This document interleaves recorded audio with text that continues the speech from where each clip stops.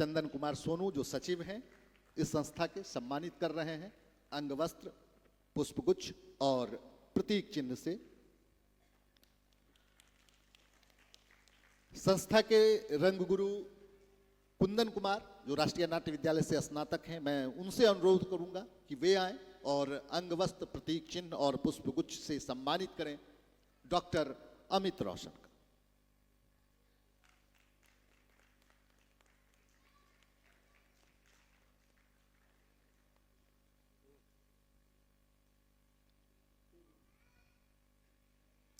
एक बार पुनः मैं आमंत्रित करना चाहूंगा चंदन कुमार सोनू को कि आप आएं और अंग वस्त्र, प्रतीक चिन्ह और पुष्पगुच्छ से सम्मान करें डॉक्टर राहुल कुमार जी का।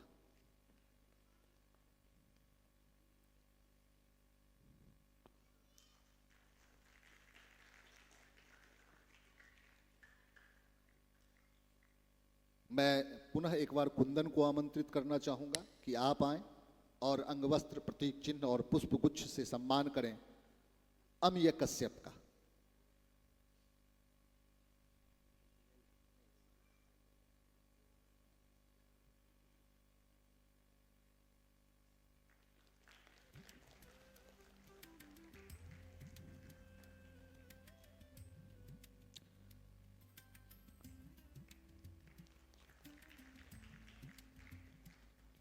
चंदन कुमार सोनू से हम फिर एक बार अनुरोध करेंगे कि आप आएं और अंगवस्त्र, प्रतीक चिन्ह और पुष्पगुच्छ से सम्मान करें जाने माने समाज सेवी श्री दिलीप कुमार सिन्हा जी का।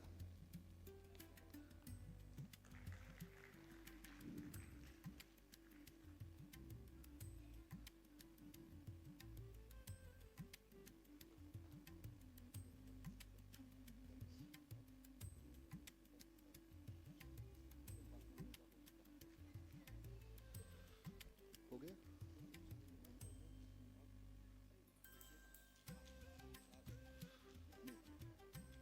हाँ नहीं, आपका सम्मान तो बनता है नहीं। लास्ट डे, ठीक है। तो अब हम अनुरोध करेंगे अपने तमाम अतिथियों से कि आप दीप प्रज्वलन कर विधिवत हमारे आयोजन को का आगाज करें, हमें आदेशित करें ताकि हम अपने कार्यक्रम को प्रारंभ कर सकें।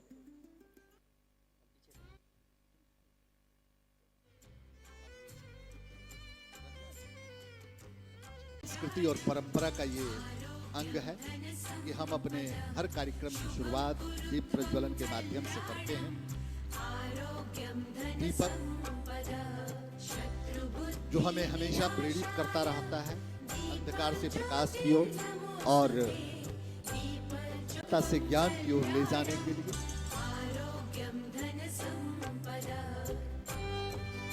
एक जोरदार ताली बजनी चाहिए इस उद्घाटन के लिए, इस दीप प्रज्वलन के लिए।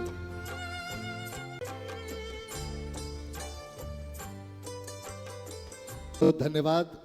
और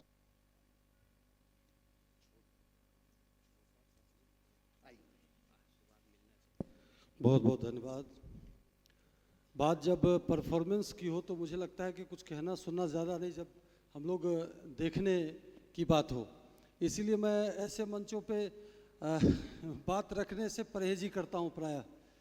खैर, आपने बुलाया है तो मैं धन्यवाद देना चाहूँगा, बधाई देना चाहूँगा और ख़ास करके कुंदन जी, चंदन जी और गुंजन जी। गुंजन जी हम लोग चूँकि साथ में बम्बई में लंबे समय से वहाँ संघर्ष कर रहे हैं, काम कर रहे हैं और उनके माध्यम से फिर उनके परिवार से जुड़ा हुआ। और बेगूसराय में जब मैंने देखा कि बेगूसराय तीनों भाई और इतनी शिद्दत के साथ और इतनी ईमानदारी के साथ कला संस्कृति की सेवा में लगे हुए हैं तो बड़ी प्रसन्नता हुई और बड़ा गर्व भी हुआ। और बेगूसराय में, और मैं चूँकि मैंने बेगूसराय में कभी रंगमंच किया नहीं, मैं बाहर ही रहा, और लेकिन मैं एक दर्शक के रूप में बेगूसराय रंगमंच से जुड़ा रहा। और ख़ास करके मुन्ना भाई हमारे सामने बैठे हुए हैं, हम लोग साथ में मंडी में थे।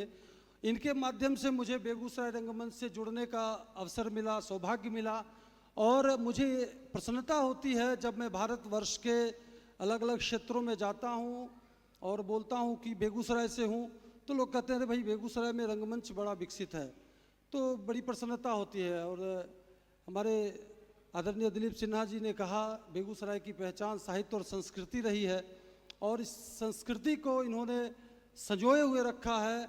सच पूछिए कि तो जिंदा कौमें ही अपने इतिहास और विरासत को सहेज के रखती है।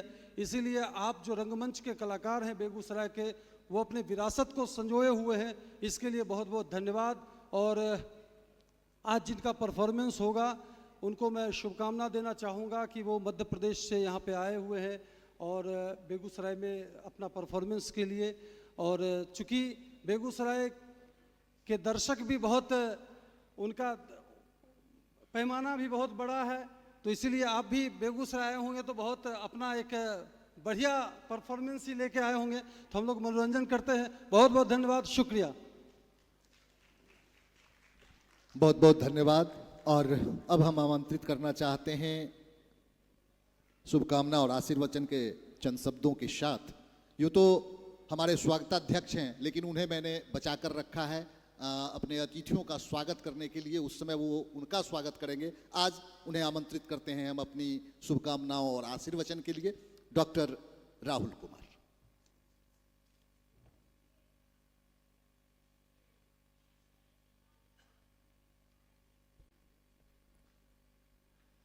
सम्मानित मंच और हमारे सामने बैठे हुए सुधी दर्शकगण,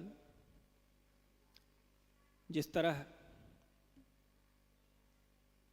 भोर होती हुई सूरज की किरणों का कोई मजहब नहीं होता, कोई भेदभाव नहीं होता, जिस तरह किसी फूल की खुशबू का कोई महक नहीं होता, जिस तरह किसी फूल की खुशबू का कोई रंग नहीं होता, कोई रूप नहीं होता, वो महज खुशबू होती है।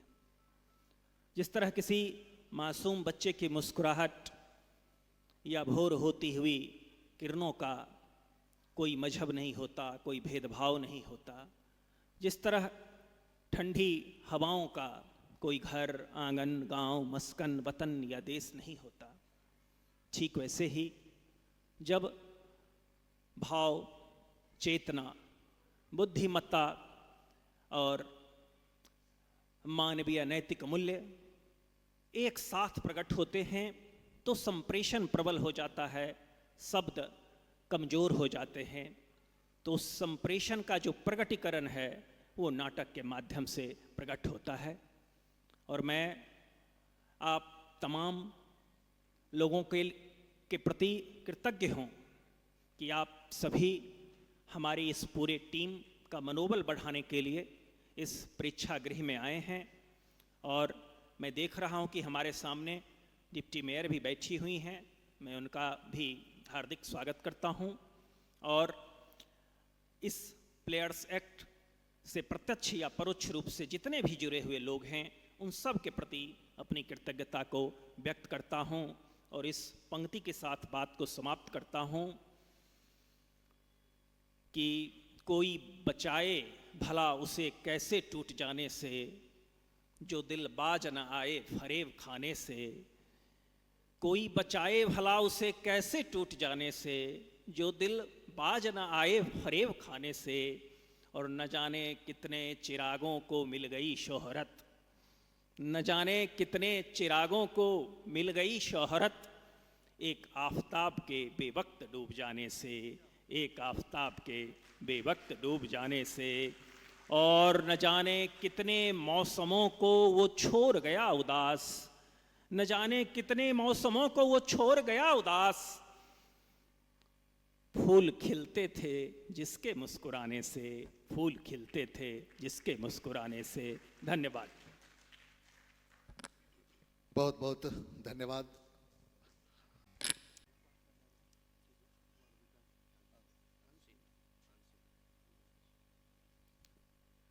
सम्मानित मंच और इस रंग उत्सव में पधारे सम्मानित दर्शक वृंद, आप सभी को नमस्कार और स्वागत भी है कि इस उत्सव में, रंग उत्सव में आप लोग शामिल हुए।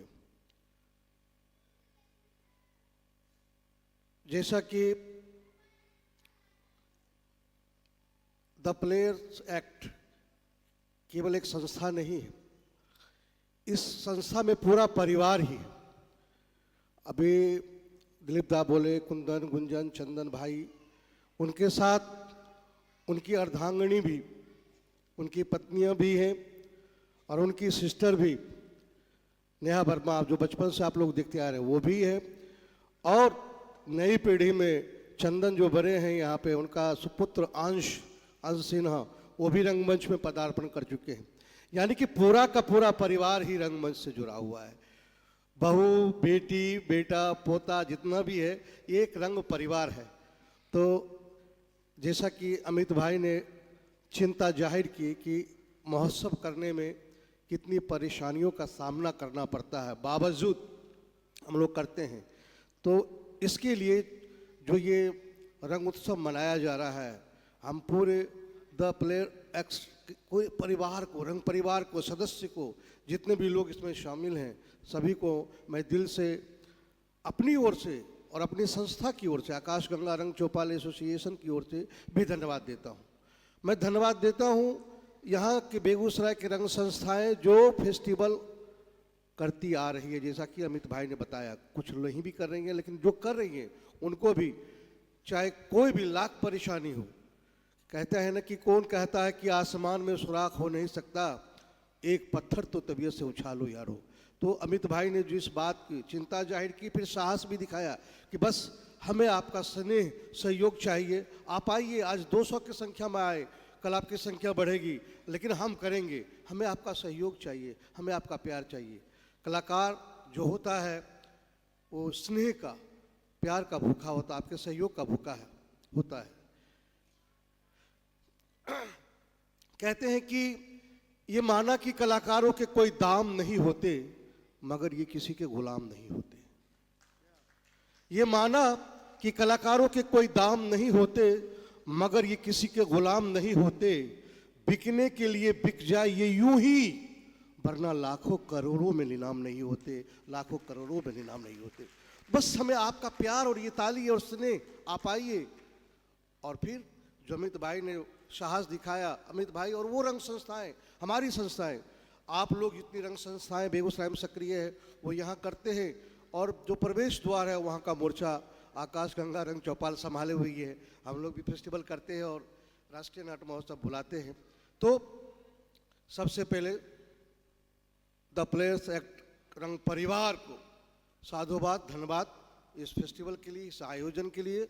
और बहुत बहुत धन्यवाद आप दर्शकों का, जो आप अपना बहुमूल्य समय निकाल कर यहाँ पे आए हैं। आप सभी को भी बहुत बहुत धन्यवाद और शुभकामनाएं प्रसन्ना सोनी की पूरी टीम को, जो आज नाट्य मंचन करेंगे। बहुत बहुत धन्यवाद।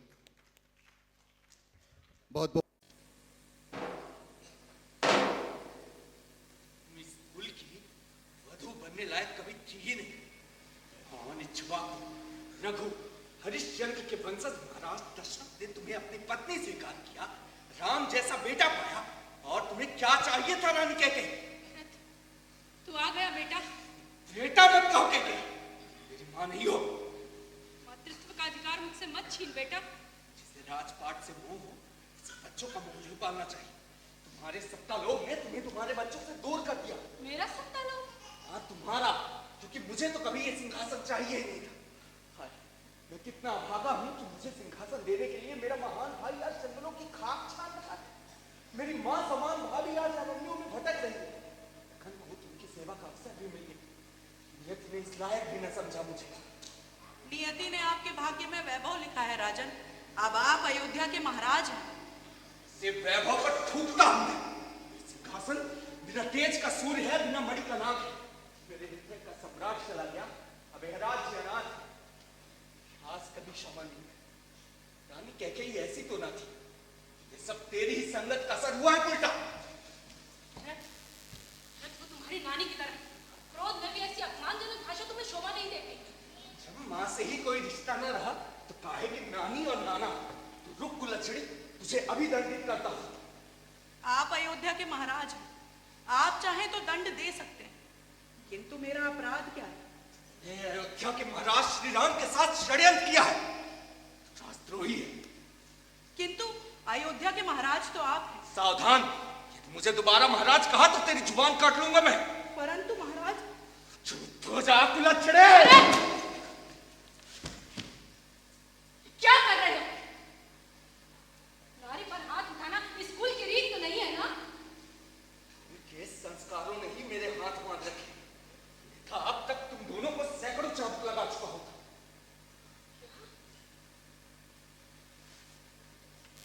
अपनी माँ कैकेयी को?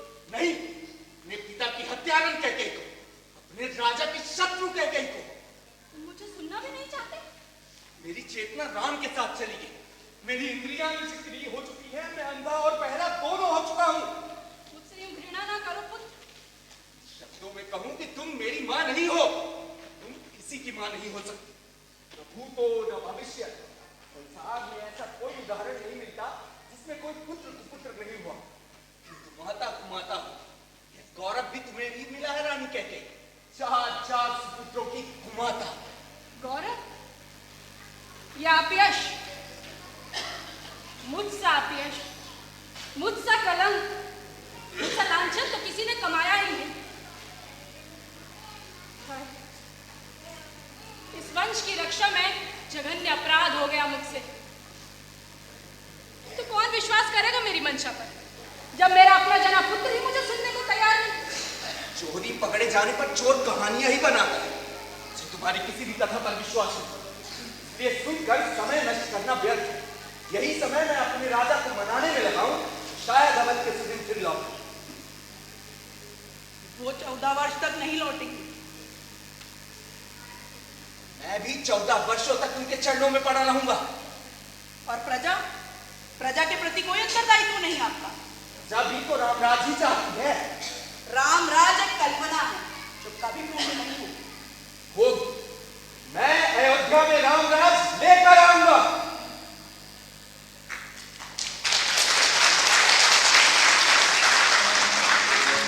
राम से करी पुकार।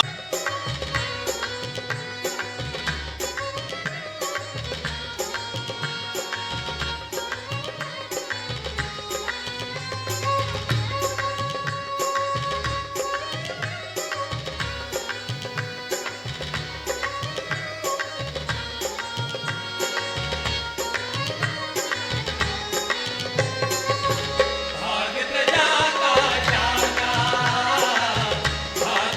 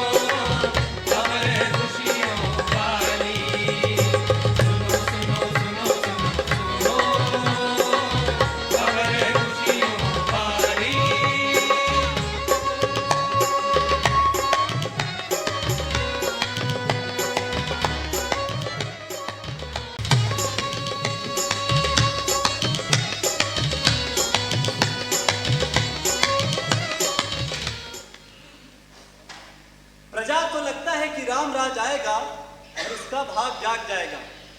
किंतु राम राज्य की आता ही नहीं, आने ही नहीं दिया जाता। भांति भांति के अवरोध और अनेक प्रकार की रुकावटें राम राज्य के रास्ते आ खड़ी होती हैं। अरे जब त्रेता में ही राम राज्य का निवाला जनता के मुंह से छीन लेने के लिए कई ताकतें उठ खड़ी हुई, तो यह तो कलयुग है जी। राम ठहरे सत्य और कली है झूठ का प्रेत। राम की खड़ाऊ के सहारे राम राज आया, क्योंकि लाने वाले थे भरत। गंगा को लाने के लिए भागीरथ होना पड़ता है। इसीलिए आप जरा अपने आसपास देखिए, कहीं भागीरथ और भरत दिखते हैं? नहीं दिखते भैया, राम भी तो नहीं दिखते। इसीलिए तो जब लक्ष्मण क्रोध में आकर माता कैकेयी को कोसने लगते हैं, तब राम ही उनसे कहते हैं यह माता कैकेयी किन्हीं देवों की इच्छा है। लक्ष्मण क्रोध में देवों को भी नष्ट करने के लिए बढ़ चलते हैं, तब राम उन्हें रोकते हैं। देवों को भी डर रहा होगा कि ऐसा दुर्लभ मानव अगर सत्ता की शिखर पर पहुंचा तो जनता को देवत्व का सही अर्थ मिल जाएगा और फिर सदा सदा के लिए राम ईश्वर के रूप में स्थापित हो जाएंगे। क्योंकि बाद में हुए भी इसीलिए की होगी कोई छद्म रचना और फेर दी होगी मंथराओ कैकेयी की बुद्धि। वो यह न जान सके कि देवत्व किसी सिंहासन का मोहताज नहीं। उन्होंने राम को तो अयोध्या का राजा बनने से रोक लिया, किंतु युगों युगों तक जन जन के मन में विराजमान होने से न रोक सके। क्योंकि त्याग से बड़ा कोई तप नहीं। राजकोष में पड़े अकूट धन को ठुकरा दिया, काम के वश में आकर पतित न हुए, पिता और परिवार जनों को मोह को त्याग यात्राओं को चुना। युगों युगों में कोई ऐसे राम बनता है और उस राम को जन्मती है एक माँ, पर उस माता के हिस्से आई कटता निंदा। जिस माता के अपयश से रामायण जिंदा, उस माता के दुख सहने से काम बना है, जिस माता ने जनमानस का राम जना है। तो ये कथा है उसी माता की जिसने अपनी ममता का गला घोट दिया जगत के कल्याण के लिए, राम के निर्माण के लिए।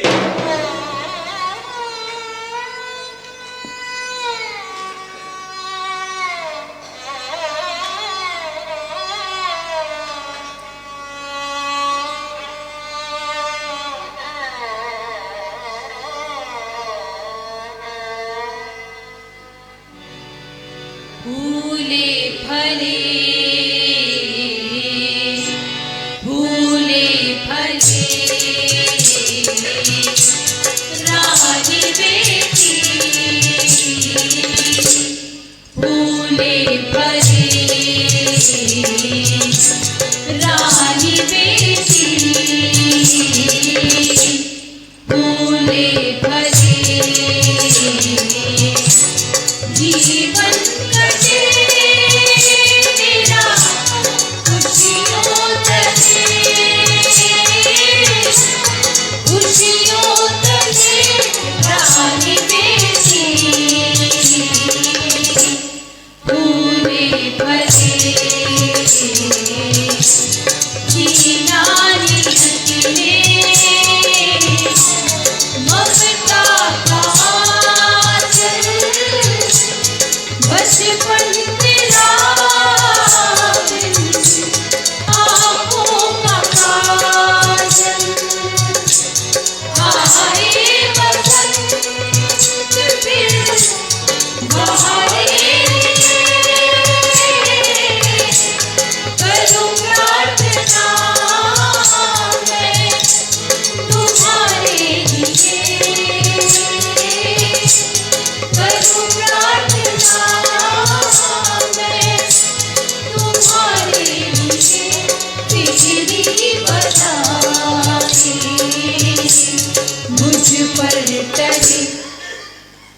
आप तो यूं गीत गा रही हैं जैसे राजा दशरथ पिता से मिलने नहीं बल्कि मुझे ब्याह कर अपने संग ले जाने आ रहे हो। और ऐसा ही हो गया तो लो, तुम में क्या कोई कमी है क्या? कहीं पूरे कैकेयी प्रदेश की इकलौती राजकुमारी हो तुम। राजकुमारी होना कोई गुण नहीं है माता, ये तो भाग्यवश मुझे मिला, मेरे कर्म से नहीं। और गुणी तो वो है जो अपने कर्म से कुछ पाए, न कि भाग्य से। ये ज्ञान होना ही गुणी होने की निशानी है पुत्री, अन्यथा कितने राजपुत्र और राजपुत्रियां तो झूठे अभिमान में जीवन भर पोते लगाते रहते हैं। आप जो कहे वही सही। माँ को तो मैंने कभी देखा नहीं, जो कुछ देखा आपने देखा, जो कुछ सीखा आपसे सीखा। अब आप कह रही हैं तो ठीक ही होगा। हाँ, मैं ही तो कह रही हूँ कि महाराज दशरथ तुम्हें देखते ही मोहित हो जाएंगे। तुम देख लेना। ऐसा भी क्या है? तुम्हारे तुम्हारी सुंदरता बेजोड़ है, बुद्धि का भी कोई मुकाबला नहीं, और युद्ध कौशल में भी तुम निपुण हो। महाराज को तो तुम यूं ही जीत लोगे। मंत्रा, वो पहले से विवाहित है।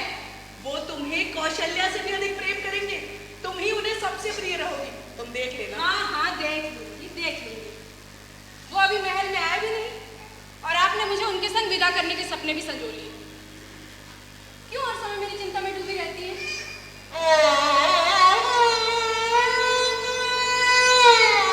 मेरा तो जीवन ही तेरे में है। मुझे याद है वो दिन जब तुम्हारी माता का निर्वासन हुआ और महाराज अश्वपति ने तुम्हें मेरी गोद में सौंपा। बस उसी दिन से मैंने तय कर लिया, मेरा अपना कोई सुख न हो और दुख भी नहीं। मैं तो महाराज से आग्रह करूंगी कि मुझे तुम्हारी विदाई में तुम्हारे साथ भेज दें। जीवन भर तुम्हारी सेवा का अवसर मिले तो सौभाग्य होगा। आप महान है माता, जो आपने अपना सारा जीवन मुझ पर लुटा दिया। सावधान! होशियार!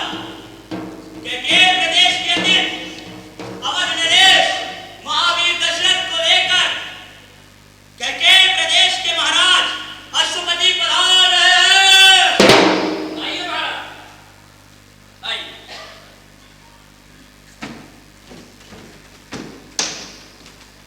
आइए, पधारिए। अब आपको अपने पुत्री से मिलवाते हैं। ये है हमारी राजदुलारी कैकेयी।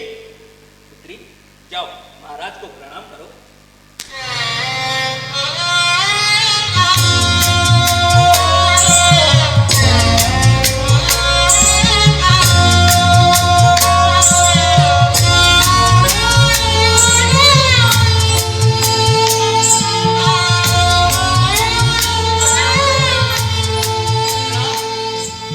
कैसा लगा हमारा कैकेय प्रदेश?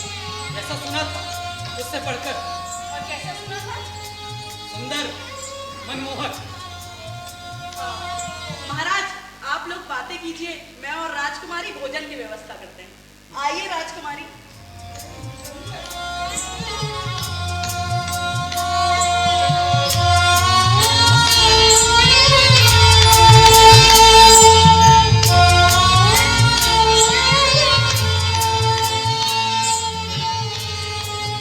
आपकी सैन्य व्यवस्था देखकर मुझे नहीं लगता कि आपको कभी मेरी आवश्यकता पड़ेगी।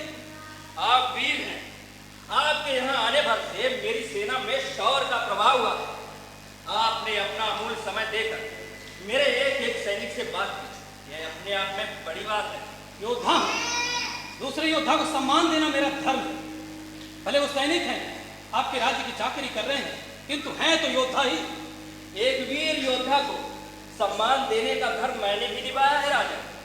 आपका आगमन हमारे पूरे कैकेय देश के लिए गौरव की बात है।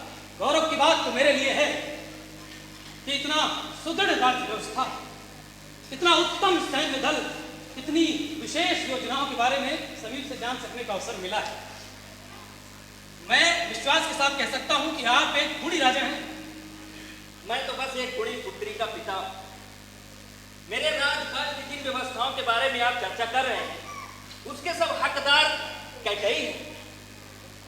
उसके गुरु रत्न ऋषि हैं। साधु साध, इतना कुछ जानना शेष था। एक स्त्री राजकार्यों में इतने निपुण हो सकती है? किसी स्त्री के नेतृत्व में इतनी विशाल सेना का प्रशिक्षण संभव है?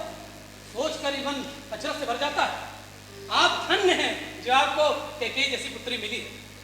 धन्य तो स्वयं को तब समझूंगा जब पुत्री कैकेयी के लिए उपयुक्त वर हो सकूंगा। ना ही लक्ष्मी कुल क्रमज्जता, ना ही भूषणों उल्लेख दो पिवा, खंगेन आक्रम में भुंजिता, वीर भोग्या वसुंधरा। किंतु ऐसा वीर दूर दूर तक नैनों में नहीं आता जो पुत्री कैकेयी के लिए उपयुक्त कह सकता। तो नैनों को थोड़ा आसपास लाइए राजन। अभी कुछ देर पहले ही आप मेरी वीरता का बखान कर रहे थे। किंतु कैकेयी मुझे पसंद है या नहीं? अवश्य पसंद है। मैं तो उसे देखते ही मोहित हो गया और अब उसके गुणों की चर्चा जानकर तो इच्छा और बलवती हुई जाती। परंतु कैकेयी उससे विवाह करेगी या नहीं?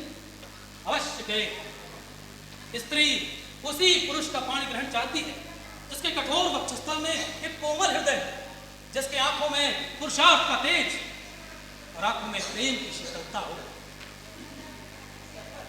महाराज जो अपना सब कुछ हार कर प्रेमी की बात उसके चरणों में समर्पण कर दे। महाराज कल्पनाओं के रथ को तनिक देर विश्राम तो दे और मेरी शंका सुनिए। कैसी शंका राजन? महाराज जो बातें आप कह रहे हैं वो सही है।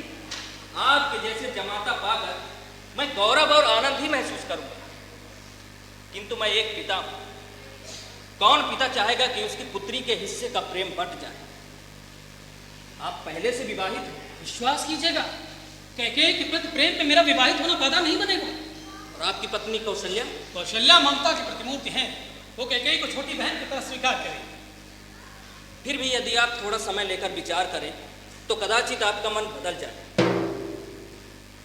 अब कैकेयी मन में आ चुकी है, मन बदलने का तो प्रश्न नहीं उठता है। हाँ, कैकेयी को अयोध्या लेकर जाना है। हाँ, यदि कैकेयी ही इस प्रस्ताव को स्वीकार करते तो अलग बात है। कैकेयी क्यों अपने भाग्य पर ठोकर मारेगी भला? कैकेयी को यह प्रस्ताव स्वीकार है। फिर भी यदि कैकेयी को बुलाकर पूछ लिया जाए तो? पूछने जैसी कोई बात नहीं, मैंने उसका मन पढ़ लिया। अब भी कोई शंका है राजन? क्या सोच रहे हैं? कन्यादान करने का पुण्य क्षण आ गया है। पिता अपना कैकेयी बिना मां की बेटी है, बहुत संभाल कर पाला है। वह बहुत भावुक है, कई अवसरों पर क्रोधी भी। बहुत सी चिंताएं हैं मन में भविष्य को लेकर। भविष्य के लिए कोई आश्वासन मिले तो शंका समाधान। तो कहिए ना, क्या आश्वासन दूं? वचन दीजिए कि पुत्री कैकेयी से जन्मे पुत्र को ही आप अयोध्या का राज सौंपेंगे। आपने तो मेरी इच्छा को ही वचन के रूप में मांग लिया। आप जानते हैं कौशल्या से अब तक मुझे कोई संतान नहीं है। ज्योतिषियों और वैद्यों का कहना है कि आगे भी ऐसा योग बनता नहीं दिखता। कैकेयी ही रघुवंश को आगे बढ़ाएगी। मैं वचन देता हूं कि कैकेयी से उत्पन्न दशरथ की संतान ही अयोध्या की राजगद्दी पर विराजमान होगी। अनुग्रहित हो जमाता, कैकेयी अब से आपकी हुई। आभार। मैं विवाह की तैयारियां शुरू करता हूं।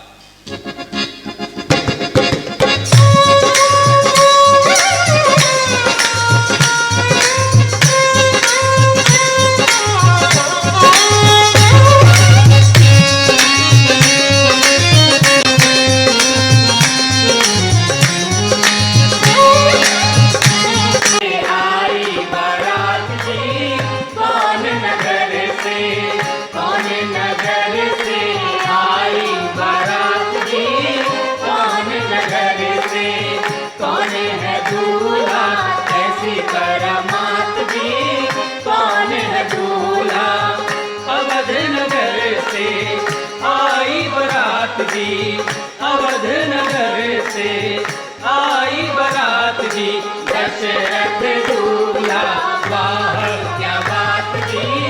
दशरथ दूल्हा कौन नगर से आई बारात जी, कौन नगर से।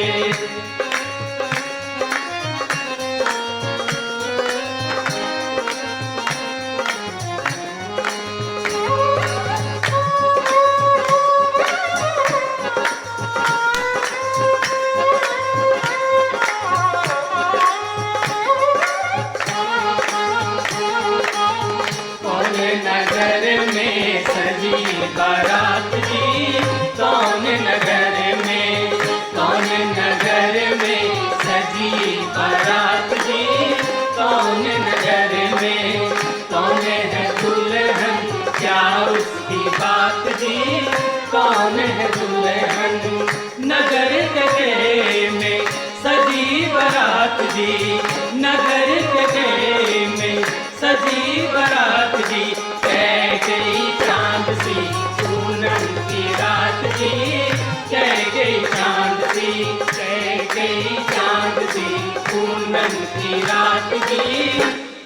चांद सी कैकेयी।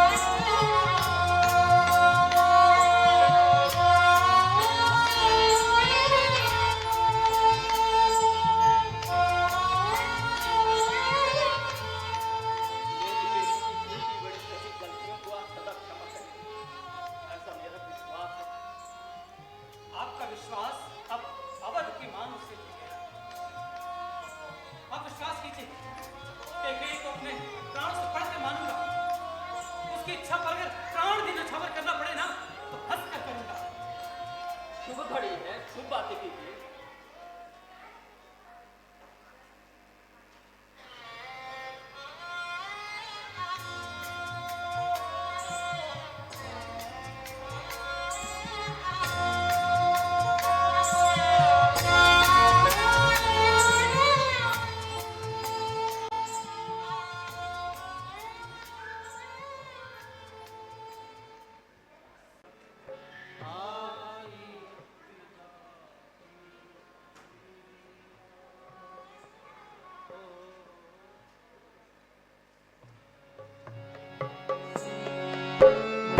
आई विदा की बिरिया, ओ आई विदा की बिरिया,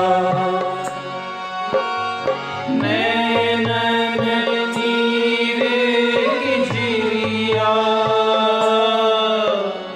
नैनन नीर की झिरिया, आई विदा की बिरिया, ओ आई विदा की मान मर्यादा का बिरिया। ऊपर प्राणों से बढ़कर वचन निभाने का सदा ही स्कूल का रहा। किसी भी वचन की रक्षा के लिए यदि तुम्हें अपमान, अपयश या मृत्यु का भी वरण करना पड़े तो एक पल भी न सोचना।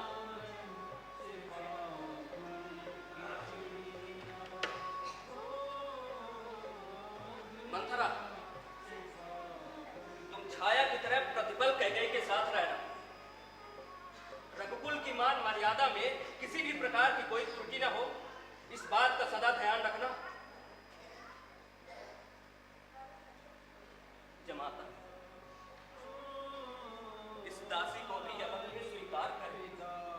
जो इस घर का है वो मुझे सदा ही स्वीकार है। आशीर्वाद दीजिए पिता।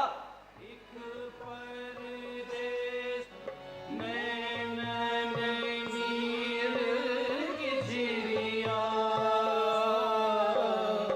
आई विदा की बिरिया, ओ आई विदा की बिरिया, एक परदेसी लेके चला है, एक परदेसी लेके चला है, आंगन से बाबुल की चिड़िया,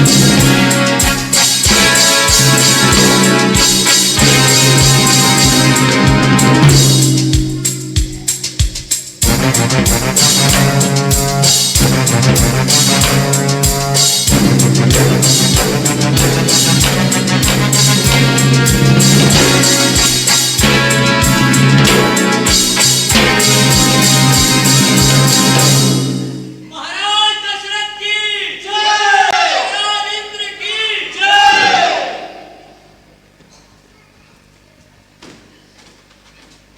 यशस्वी हो प्राण प्रिय, यशस्वी हो। आज तुमने जो सूझबूझ का परिचय दिया है वो अद्वितीय है। कोई भी ज्ञान व्यर्थ नहीं जाता। मैंने कहा था ना, मुझे रथ की आंतरिक संरचना का ज्ञान है। बस वही ज्ञान आज काम आया। निश्चित ही प्रिय, आज यदि तुमने रथ के टूटे पहिए में उंगली न फंसाई होती तो मैं तो धराशायी हो जाता।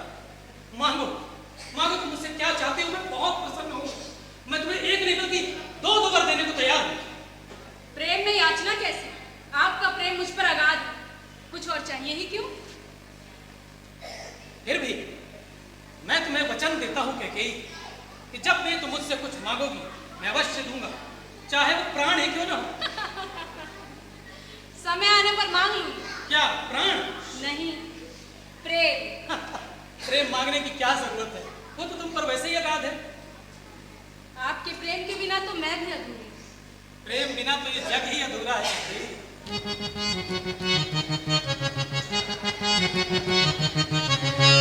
कलियां अधूरी बिन भंवरों के, बिन पथिकों के कलियां। कलियां अधूरी बिन भंवरों के, बिन पथिकों के कलियां। बादल अधूरे बिन धरती के, बादल अधूरे बिन धरती के, काजल बिना ये अखियां। आ आ आ आ आ आ आ जगमग बिन ये जुगनू अधूरे, नींद बिना ये रतियां। माली अधूरा बिन उपवन के, माली अधूरा बिन उपवन के, बाँचे बिना ये पत्तियां। आ आ आ आ आ आ आ ओ देव अधूरे बिन पूजन के, सूखी सी पंखुड़ियां। सारे अधूरे प्रेम से पूरे, सारे अधूरे प्रेम से पूरे, प्रेम की गोपन पतियां। आ आ आ आ आ आ आ ला ला ला ला ला ला ला ला ला ला ला ला ला ला ला ला La la la la la la la la la la la la la la la la la la la la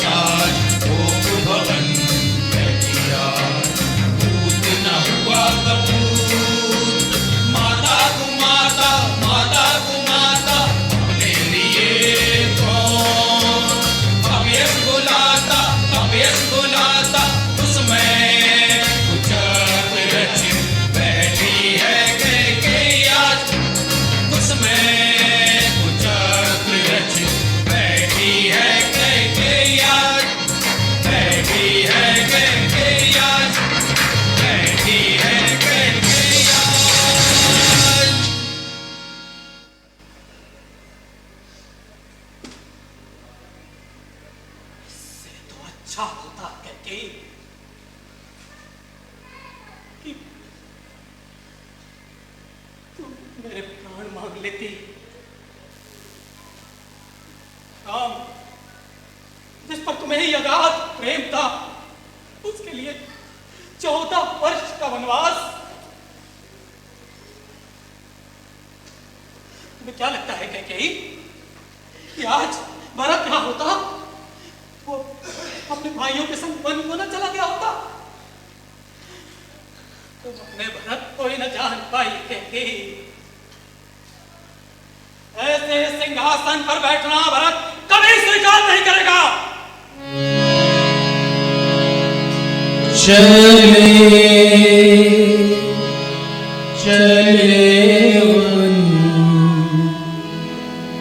Siya Lakhan रघुराई,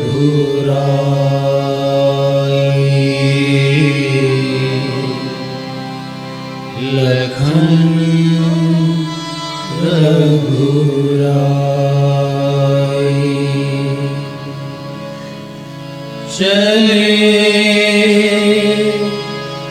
चले वन सिया लखन रघुराई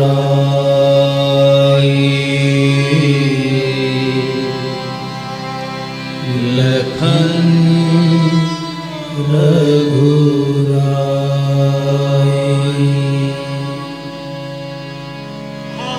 रानी कैकेयी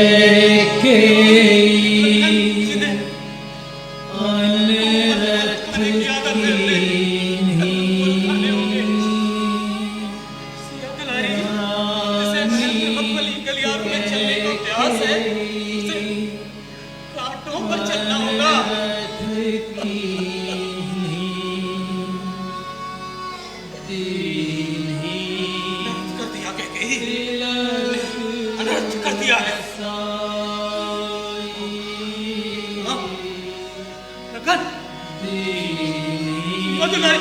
कोई तो रोको अपने राजा को। मैं वचन से बंधा हूं, पर तुम लोग पूरी अयोध्या तो वचन से नहीं बंधी है। आगे बढ़ो, आगे बढ़ो, आगे बढ़ो, रोको अपने राजा को, रोको। चले सिया लखन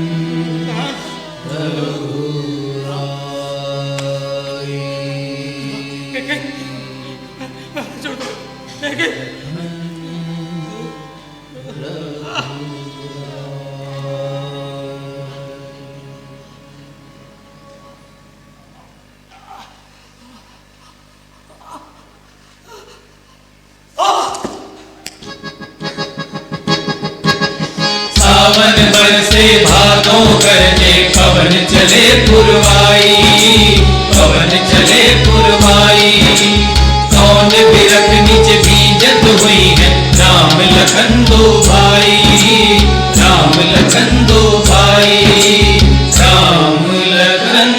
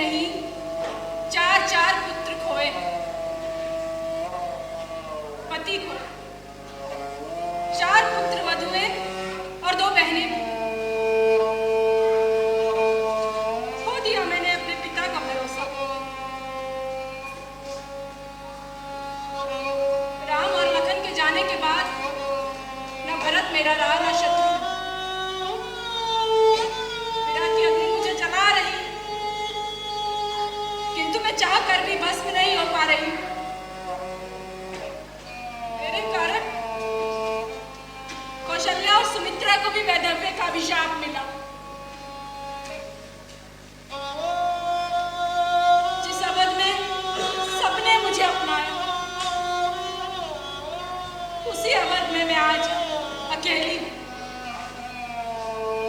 मैं अकेली कह गई, मैं कलंकिनी कह गई। इस वंश की रक्षा में जघन्य अपराध हो गया मुझसे। सब कुछ जानते हुए भी मैंने ये किया, क्योंकि इस कुल की रक्षा के लिए ये आवश्यक था। मेरे गुरु रत्न ऋषि ने मेरी ज्योतिष शिक्षा के समय गणना कर बताया था।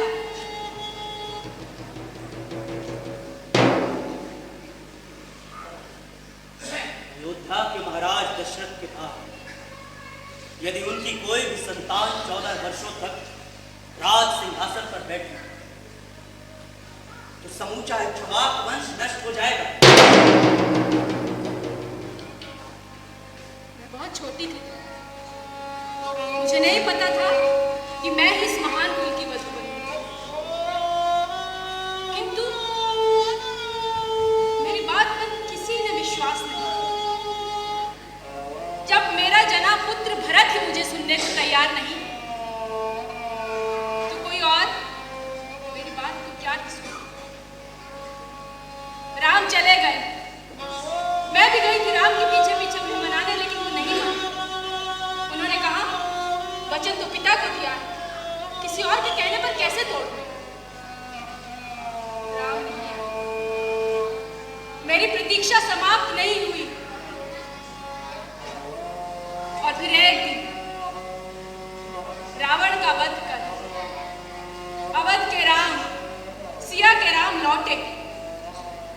सारी प्रजा ने दिवाली मनाई, किंतु मेरे मन में अंधेरा ही रह गया। इस अंधेरे को कौन रोशनी देगा? कौन मुझे न्याय देगा?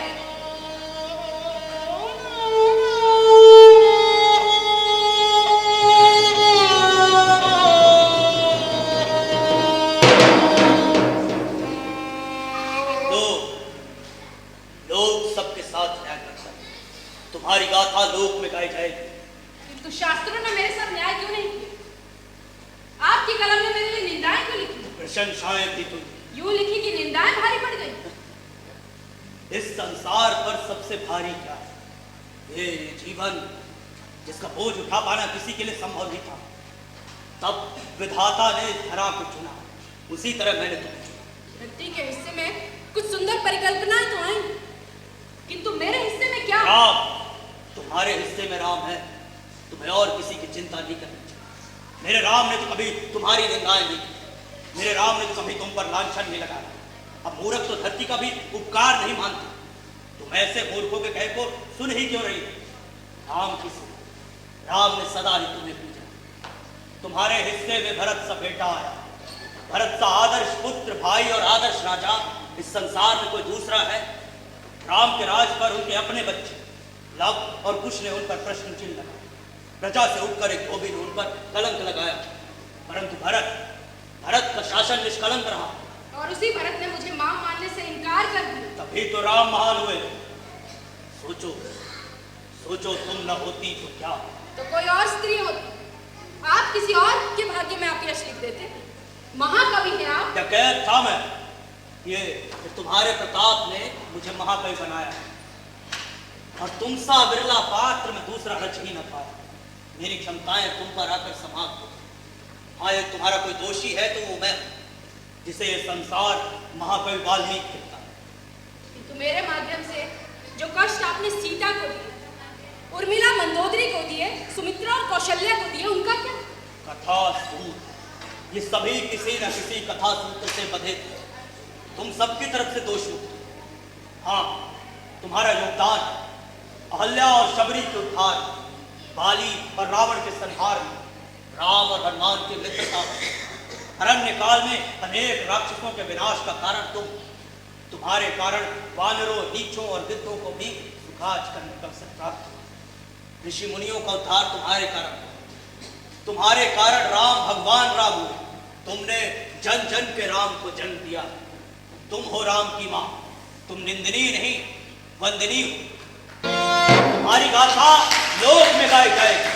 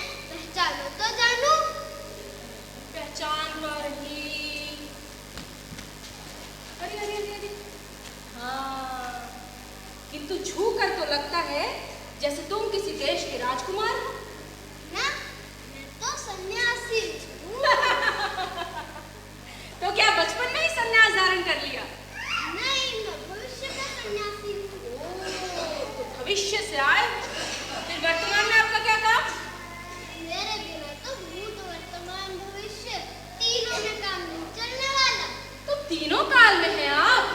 और तीनों लोक में भी। अरे आखिर हैं कौन आप? इतने संकेत तो दे दिए मैंने, नहीं पहचान पा रहे आप। प्रयास तो कर रही हूँ किंतु सफलता नहीं मिल रही। मुझे पहचान पाना इतना आसान भी नहीं, मेरे अनेक रूप हैं। आप कोई मायावी हैं? नहीं, सारी माया ही मेरी है। फिर तो आप नारायण हुए। नहीं, मेरा रूप बड़ा होकर नारायण बनूंगा। तो जल्दी से बड़े हो जाओ। बड़े होने पर ही पहचान होगी क्या? अब मैं एक साधारण सी स्त्री, मुझ में ऐसी दृष्टि कहाँ जो आपको पहचान सकूं? आप ही अपना परिचय दें। तो हार गई आप। तुमसे तो सारा जग हारा है, फिर मेरी क्या बिसात? अब मेरे नेत्र खोल दो, जल्दी खोलो। खोलो खोलो खोलो। हाँ, अब बताओ कौन हो तुम? मैं हूँ राम। दशरथ नंदन राम? नहीं, कैके नंदन राम। तो आजा मेरे नंदन, आज आज भी मेरे पास सोएगा? तो नींद ही आपके पास आती है। तो सो जाना आज। पहले लोरी सुनाओ। हाँ। राम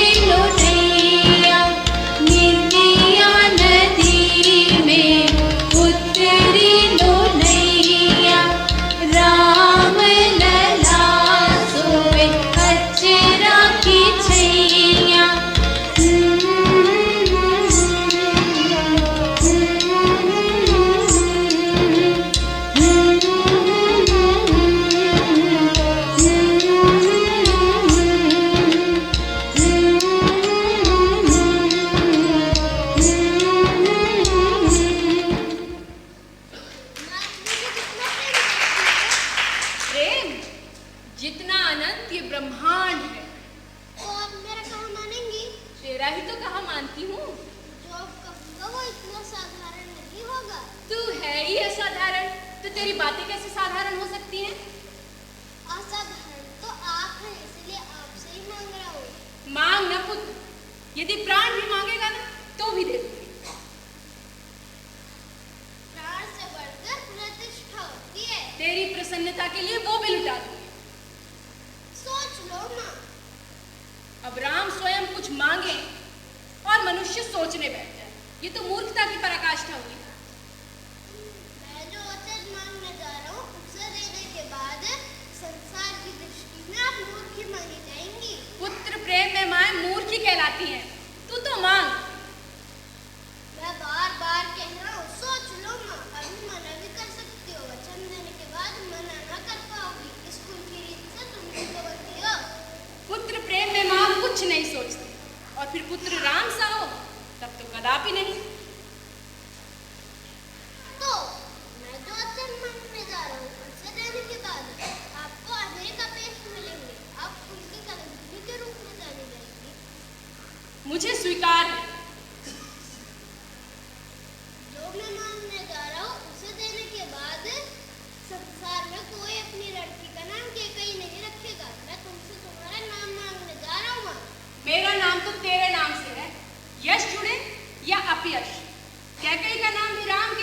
साथ अमर हो जाएगा। हो सकता है इस वचन को देने के बाद आपको विधवा का जीवन भी काटना पड़े। आप कलंकिनी के रूप में जाने जाओ। ये संसार मुझे क्या मानता है, इससे कोई अंतर नहीं पड़ता। मेरा राम मुझे क्या मानता है, ये मायने रखता है। यदि तू इसी से प्रसन्न होता है तो मेरे राम, मैं तेरी प्रसन्नता के लिए कैसा भी जीवन काटूंगी। भरत माँ कहना छोड़ देगा, जीवन कष्ट और अशांति में कटेगा और मृत्यु के बाद भी सम्मान न मिले। मैं आपसे आपका जीवन और मृत्यु दोनों मांगने जा रहा हूँ। तेरे नाम से जीती हूँ, तेरे नाम पर मरना तो सुभाग होगा। तू तो माँ कहेगा ना। सदा ही आप मेरी महान माने, तभी तो आपसे इतना बड़ा त्याग मांग रहा हूँ। मैं वचन देती हूँ कि जो तू मांगेगा वही करूँ। तेरी प्रसन्नता ही मेरा उपहार है। तो सुनो माँ, पिता से जब भी मेरे लिए कुछ मांगने का अवसर आए तो आप वनवास मांगना, अपने राम के लिए 14 वर्ष का वनवास। ये क्या कह रहा है पुत्र? आप वचन दे चुकी हैं। किंतु मैंने तो तेरी प्रसन्नता के लिए वचन दिया था। वनवास में कैसी प्रसन्नता, कैसा सुख? तो हर परिस्थिति में प्रसन्न हूँ। मेरे लिए सुख और दुख एक समान है। तू वनवास में क्यों? वनवास से ही राम का जन्म होगा। वनवास अनिवार्य है। जैसे वनवासी नौकरमा, यही विधि का विधान है।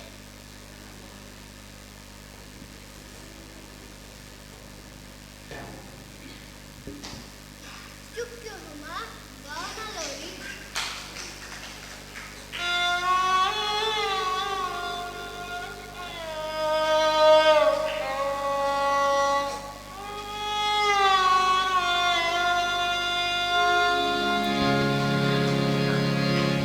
उतरी नैया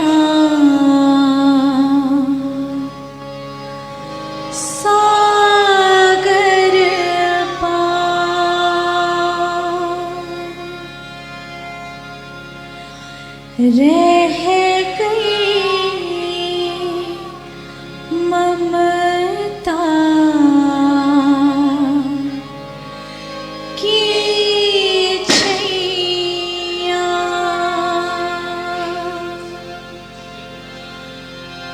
लोरी सुनावे के मैया। लोरी सुनावे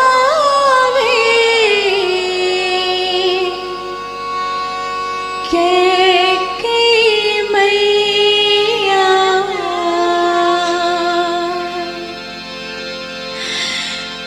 ला ला ला ला ला ला।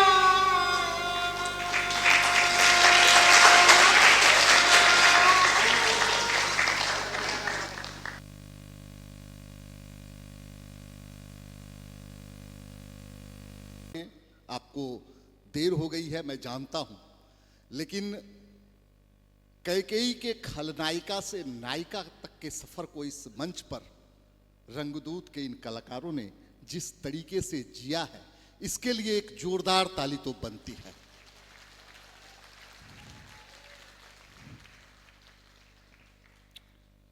मैं कलाकारों से आपका परिचय करा दूं और हम दिनकर की इस धरती पर इन कलाकारों का सम्मान कर दें, तब तक के लिए आपसे वक्त मांगते हैं। और आइए हम कलाकारों से आपका सीधे परिचय करवाते हैं। मंच पर कैकेयी के किरदार में उस कैरेक्टर को जीवंत किया था भारती शर्मा सोनी ने। मंथरा की भूमिका में थी साक्षी शुक्ला। दशरथ की भूमिका में खुद प्रसन्न सोनी थे। बलराम की भूमिका में आयान सोनी, बालराम की भूमिका में, भरत की भूमिका में अनंत मिश्रा जी, कैकेयी के पिता अश्वपति की भूमिका में सुनील कुमार रावत जी, सरस्वती की भूमिका में अनंतिका मिश्रा नहीं, अच्छा कोई बात नहीं, हाँ सूत्रधार थे। वाल्मीकि की भूमिका में कुलदीप सोनी,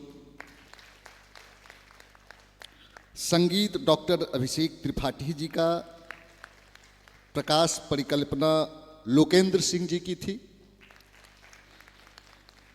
कॉस्ट्यूम भारती शर्मा सोनी जी ने किया था, प्रॉपर्टी सुनील कुमार रावत जी का था, सेट का डिज़ाइन प्रसन्न सोनी जी ने खुद किया है। जो एनिमेशन आप देख रहे थे प्रोजेक्टर के माध्यम से, उस एनिमेशन को रोशन अवधिया, अनंत मिश्रा और कुलदीप सोनी ने किया था। इस नाटक को लिखा है, परिकल्पित और निर्देशित किया है प्रसन्न सोनी ने। मैं अपनी आज की हमारे बीच यहाँ उपस्थित हैं उप महापौर अनीता जी, मैं उन्हें मंच पर आमंत्रित करना चाहूँगा। राजू भैया आप भी मंच पर आ जाएं, और समीर भैया, श्याम जी जो हमारे कला संस्कृति पदाधिकारी हैं, आप मंच पर आ जाएं। और कोई छूट गए हैं क्या? सूत्रधार की भूमिका में रवित, सूत्रधार की भूमिका में रवित थे। तो हम अपने आज के नाट्य निर्देशक का सम्मान कर लें। हमारी नगर निगम की उप महापौर अनीता राय जी, बेगूसराय नगर निगम की, हमारे अग्रज और अभिभावक विश्वरंजन कुमार राजू जी, जिले के युवा कला संस्कृति पदाधिकारी और राष्ट्रीय नाट्य विद्यालय से स्नातक श्याम कुमार साहनी जी, और इस संस्था के अध्यक्ष समीर शेखर जी। सम्मानित करेंगे समवेत रूप से प्रसन्न सोनी जी को, जो कि इस नाटक के लेखक हैं, निर्देशक हैं। आप लोग एक साथ मिलकर सम्मान करें। आगे आ जाया जाए, प्रसन्न सोनी जी आगे आ जाया जाए सब लोग, हाँ, और एक साथ आइए, सब लोग आइए, ग्रुप के कलाकार सब साथ होके समवेत राउंड में आ जाया जाए। एक जोरदार ताली बजे। एक अच्छी प्रस्तुति आज आप सबों ने देखी है। सचमुच में कई बार आंखों में पानी आ गया। कैकेयी से वाकई लोग खलनायिका के तौर पे देखते हैं। इस मंच पर प्रसन्न सोनी जी ने उसे वाकई नायिका के रूप में स्थापित किया। और आइए अब सीधे हम सुनेंगे निर्देशक महोदय से उनके उद्गार। इस धरती पर उनका आना, उनका स्वागत है। और आइए, आपको यहाँ आकर कैसा लगा आप खुद बताएं।